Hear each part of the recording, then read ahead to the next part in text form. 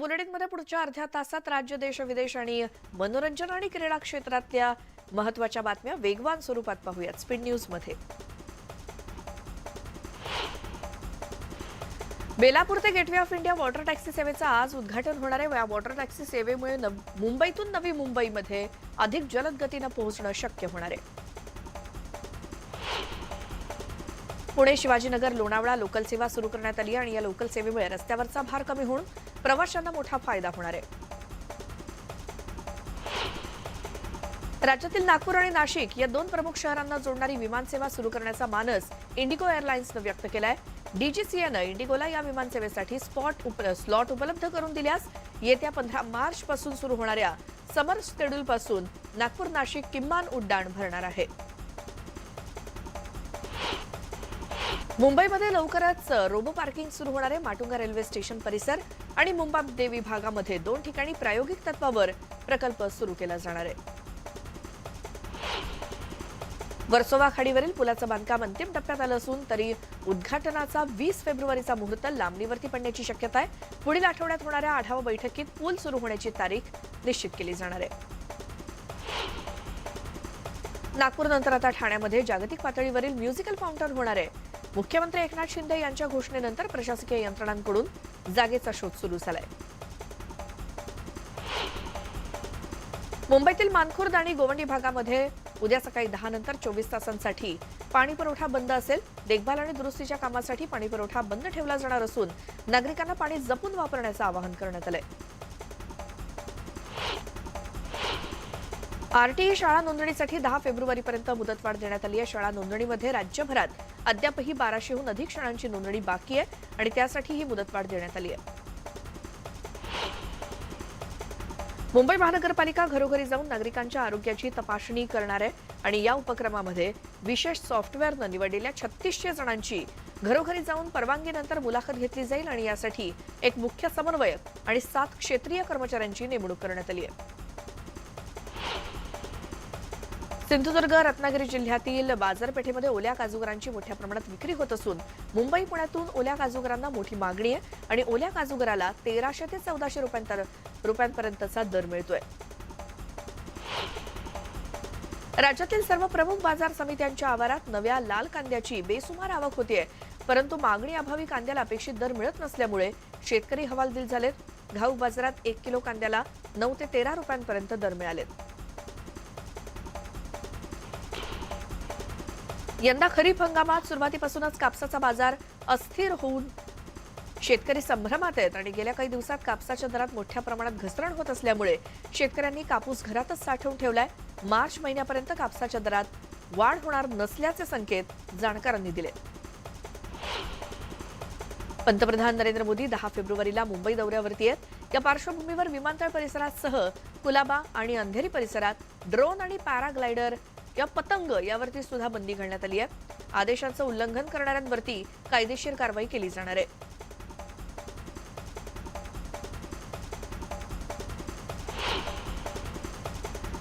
यानंतर औरंगाबादमधून एक मोठी बातमी येते ती पाहूयात। आईनंच आपल्या 2 चिमुकल्यांची हत्या केल्याची धक्कादायक घटना औरंगाबादमध्ये घडली आहे। सादात नगर परिसरामध्ये काल एका बहीण भावाचा संशयास्पद मृत्यू झाल्याची माहिती समोर आली होती। 6 वर्षीय अजिबा बसरावी आणि 4 वर्षीय आलिफहात बसरावी अशी या 2 भावा बहिणींची नावं आहेत आणि ते झोपलेल्या अवस्थेमध्ये त्यांचा मृत्यू झालेला होता। मात्र पोलीस तपासात धक्कादायक माहिती समोर आली आहे की या मुलांच्या आईनंच कपड्यानं नाक आणि तोंड दाबून त्यांचा खून केल्याचं समोर आलंय। सातारा पोलिसांनी आरोपी महिलेला ताब्यात घेतलंय। आरोपी आई मनोरुग्ण असल्याची प्राथमिक माहिती पोलिसांना मिळाली आहे।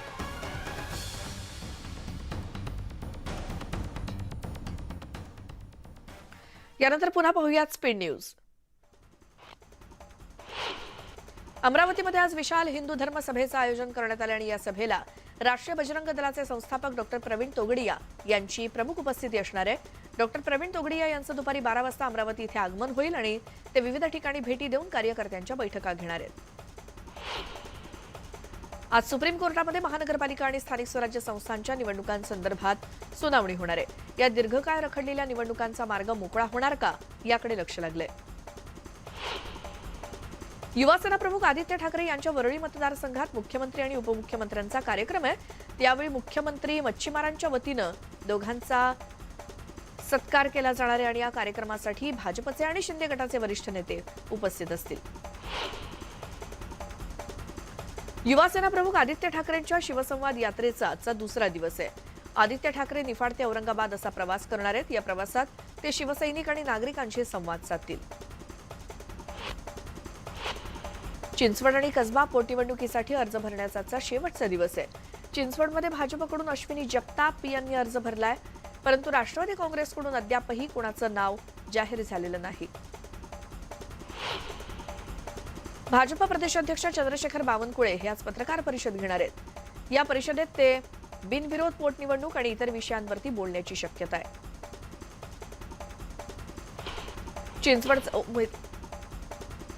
चिंचवडचा उमेदवार आयात करणार का, या पत्रकारांच्या प्रश्नावरती अजित पवार चांगलेच भडकले। मात्र उमेदवार नेमका कोण याबाबत अधिक न बोलता त्यांनी प्रश्नाला बगल दिली।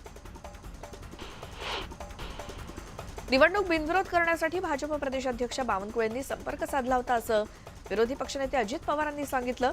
मात्र महाविकास आघाडीमध्ये निवडणूक लढण्याचा निर्णय झाला असल्यामुळे ही निवडणूक बिनविरोध होणार नसल्याचं त्यांनी स्पष्ट केलं।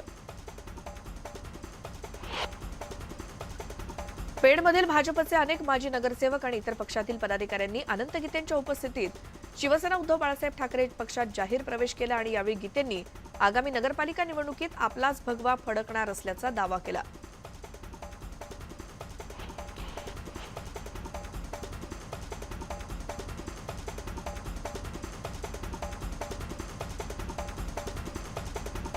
नवाब मलिक यांच्या किडनीचा तपासणी अहवाल सादर करण्याची आजची शेवटची मुदत आहे।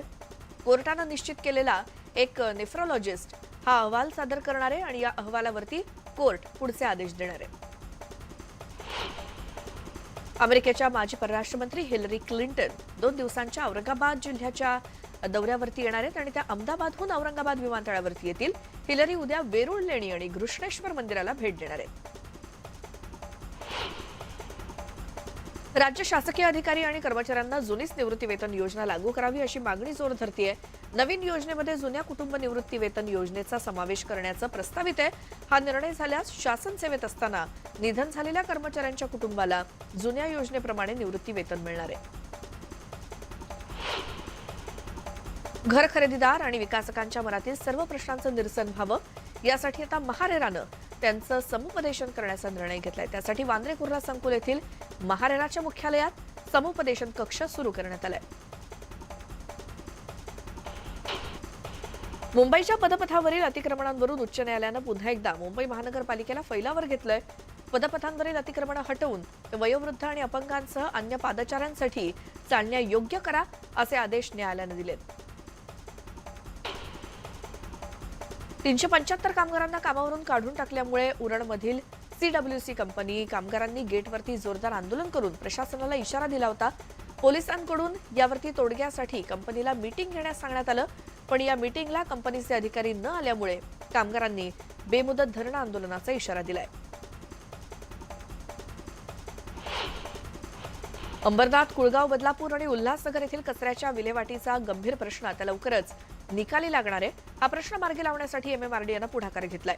कचऱ्याच्या शास्त्रोक्त आणि योग्य विल्हेवाटीसाठी एमएमआरडीए प्रादेशिक घनकचरा व्यवस्थापन प्रकल्प राबवणार आहे। राज्यामध्ये कुष्ठरोग रुग्णांच्या संख्येमध्ये पालघर जिल्हा दुसऱ्या क्रमांकावरती असून जिल्ह्यामध्ये 1311 रुग्ण आहेत आणि कुष्ठरोग निर्मूलनासाठी आरोग्य विभागामार्फत विशेष मोहीम राबवली जाते, तरी देखील या रुग्णांच्या संख्येमध्ये वाढ कायम आहे। ठाणे रेल्वे स्थानक परिसरातील रिक्षा चालकांच्या बेशिस्तीमुळे प्रवासी मेटाकुटीला आलेत। रिक्षा चालकांच्या मुजोरीला चाप बसवण्यासाठी ठाणे महानगरपालिका आणि पोलीस संयुक्तपणे कारवाईची मोहीम हाती घेणार आहेत। शिवाय स्टेशन परिसरात पोलिसांची नियुक्ती विशेष स्वरूपात केली जाणार आहे।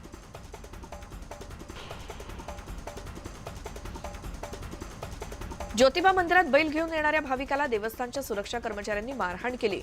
माघ पौर्णिमेला ज्योतिबा मंदिरात मोठी गर्दी असल्यामुळे बैलाला प्रवेश नाकारला। यावेळी शाब्दिक बाचाबाची होऊन त्या भाविकाला मारहाण करण्यात आली।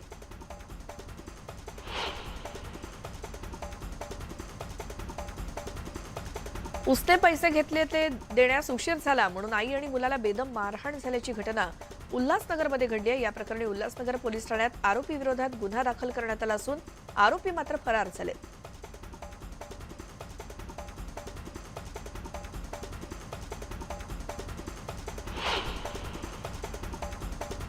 नवी मुंबई पोलिसांनी घरफोडी करणाऱ्या सराईत गुन्हेगाराला सीसीटीव्हीच्या आधारे अटक केली आहे। त्याच्याकडून 18 तोळे सोनं आणि इतर मुद्देमाल हस्तगत करण्यात आलाय।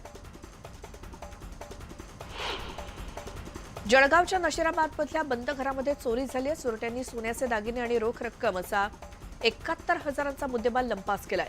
या प्रकरणी नशिराबाद पोलीस ठाण्यात गुन्हा दाखल झाला असून पोलीस चोरट्यांचा शोध घेत आहेत।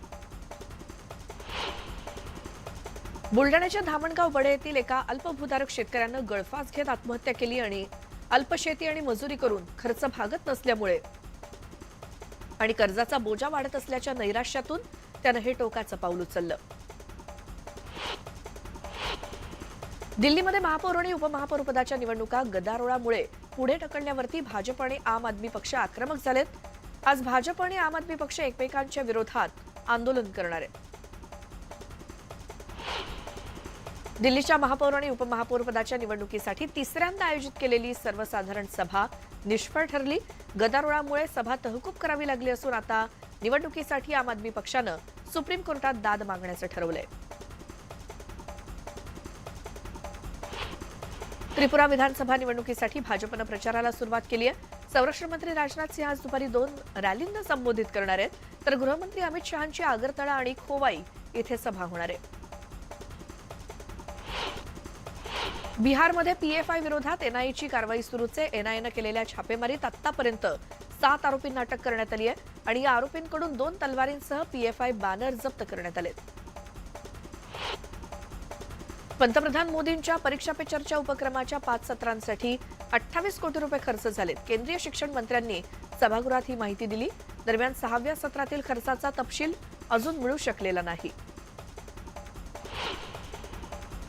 राष्ट्रपती द्रौपदी मुर्मूंचे बनावट व्हॉट्सअप प्रोफाईल तयार करणाऱ्या आणि उपराष्ट्रपती जगदीप धनखड यांचं बनावट फेसबुक अकाउंट बनवणाऱ्या 2 आरोपींना दिल्ली पोलिसांनी अटक केली आहे आणि या दोन्ही तरुणांवरती नावाचा गैरवापर करून काही वरिष्ठ अधिकाऱ्यांची फसवणूक केल्याचा आरोप आहे।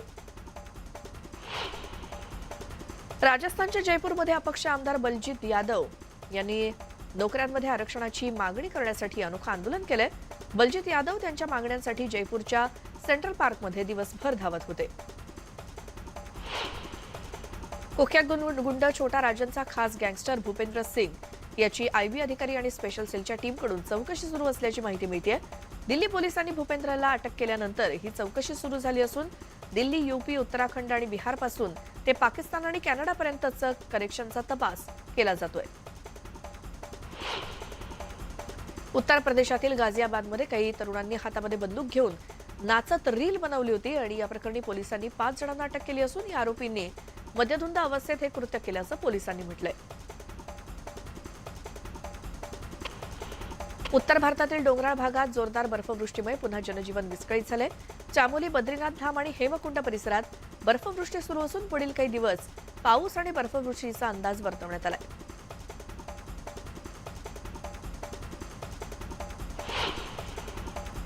तुर्कीमध्ये गेल्या 24 तासात भूकंपाचे वारंवार धक्के बसलेत। या भूकंपामुळे 3,500हून अधिक जणांचा बळी गेलाय। भूकंपानंतर अनेक ठिकाणी इमारती कोसळल्यात। अमेरिकेच्या ईशान्येकडील भागातील तापमान उणे 78 अंश सेल्सिअस पर्यंत घसरलंय। आर्टिक स्फोटामुळे अमेरिकेतील थंडीनं गेल्या 40 वर्षांचा विक्रम मोडलाय। त्यामुळे तिथल्या लोकांना घराबाहेर न पडण्याचा सल्ला देण्यात आलाय। मूस या हरणवर्गीय प्राण्यानं स्वतःच आपली शिंग काढून टाकल्याचा एक व्हिडिओ समोर आलाय। अतिशय दुर्मिळ अशी ही घटना कॅनडाच्या जंगलातील असल्याचं बोललं जात आहे। गेंडा जर बकरीसारखा उड्या मारू लागला तर अशाच एका गेंड्याच्या पिलाच्या व्हिडिओला मोठी पसंती मिळते आणि हा गेंडा बकरीसारखा उड्या मारताना दिसतोय।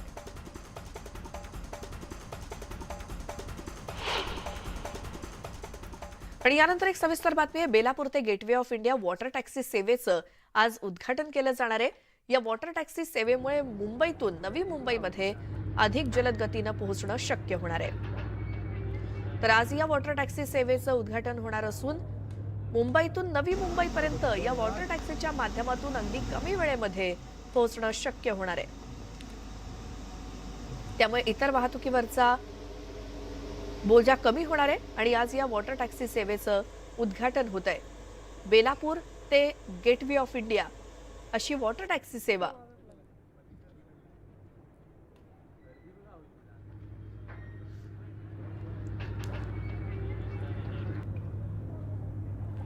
त्यामुळे मुंबईमधून नवी मुंबईमध्ये अधिक जलद गतीनं पोहोचणं शक्य होणार आहे। वॉटर टॅक्सीचा हा प्रकल्प यशस्वी होताना दिसतोय।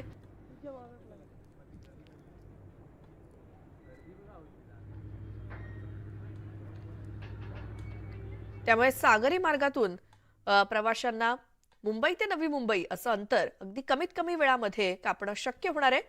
या संदर्भातला आढावा घेतला आमचे प्रतिनिधी प्रमोद पाटील यांनी। ज्या मी आता प्रवासी बोटीमध्ये उभा आहे नयनतारा, त्या प्रवासी बोटीला सुरुवात होणार आहे। दादा भुसे, राज्याचे मंत्री दादा भुसे यांच्या हस्ते या बोटीचं, या प्रवासी बोटीचं उद्घाटन होणार आहे। बेलापूर जेट्टी नवी मुंबई ते गेटवे पर्यंत असा हा प्रवास असणार आहे आणि आपण त्याच बोटीमध्ये आहोत। आपण बघत असाल या बोटीतल्या सीट्स आपण बघत असाल, अत्यंत सुबकदार आणि अत्यंत चमकदार अशा या सीट्स आहेत। चांगल्या प्रकारची ही बोट या ठिकाणी सजवण्यात आलेली आहे।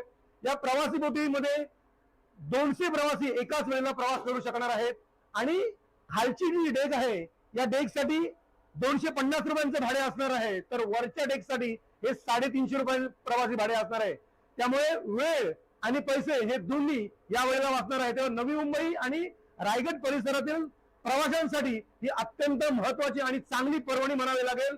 जे आता ज्या ठिकाणावरून आपण प्रवास करतो तो रेल्वे मार्ग असतो किंवा रस्ते मार्ग असतो, वेळ खूप जातो, पैसे जर खर्च होतात म्हणजे वेळ खूप लागतो। मात्र हा जो प्रवास आहे तो जास्तीत जास्त 15 ते 20 मिनिटांमध्ये करता येणार आहे। तेव्हा बेलापूर मधून ही सुटणारी बोट जी आहे ती थेट मुंबई गेटवे ऑफ इंडिया या ठिकाणी 15 ते 20 मिनिटाच्या अंतरामध्ये पोहोचणार आहे आणि अत्यंत सुकर आणि चांगला प्रवास असा या बोटीतून करता येणार आहे। काही वेळातच या बोटीचं उद्घाटन मंत्री दादा भुसे यांच्या शुभ हस्ते होणार आहे। प्रमोद पाटील, न्यूज 18 लोकमत, नवी मुंबई। नंतर बुलेटिन मध्ये तुमचं स्वागत। पुन्हा पाहूयात स्पीड न्यूज। कियारा अडवाणी आणि सिद्धार्थ मल्होत्रा अखेर आज विवाह बंधनात अडकणार आहेत। यासाठी जय्यत तयारी झाली आहे। जैसलमेर मधल्या सूर्यगड पॅलेस भोवती कडेकोट सुरक्षा व्यवस्था तैनात आहे। लग्नामध्ये 100 ते 150 पाहुण्यांना आमंत्रित करण्यात आले। अभिनेता अक्षय कुमारनं त्याच्या आगामी उत्तर अमेरिकेच्या टूर संदर्भातील एक व्हिडिओ सोशल मीडियावरून शेअर केलाय। यात अक्षयसह इतर सर्व कलाकार एका ग्लोबवरती चालताना दिसत आहेत। यावर भारताचा नकाशा देखील आहे आणि नकाशावरती अक्षय चालताना दिसत असल्यामुळे नेटकऱ्यांनी या व्हिडिओवरती संतापजनक कमेंट्स केल्या आहेत।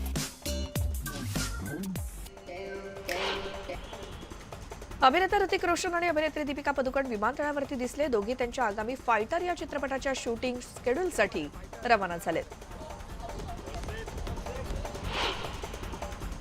सलमान खानचा बहुप्रतीक्षित टायगर 3 सिनेमानं रिलीज आधीच 200 कोटींची कमाई केली आहे। हा सिनेमा दिवाळीमध्ये प्रेक्षकांच्या भेटीला येणार आहे।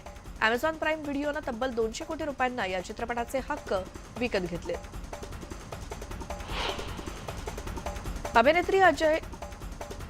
अभिनेत्री तब्बू आणि अजय देवगण ही जोडी पुन्हा एकदा दिसणार आहे। दिग्दर्शक नीरज पांडे यांच्या और में कहा दम था या सिनेमामध्ये दोघे एकत्र दिसणार आहेत आणि या सिनेमाच्या शूटिंगला सुरुवात झाली आहे।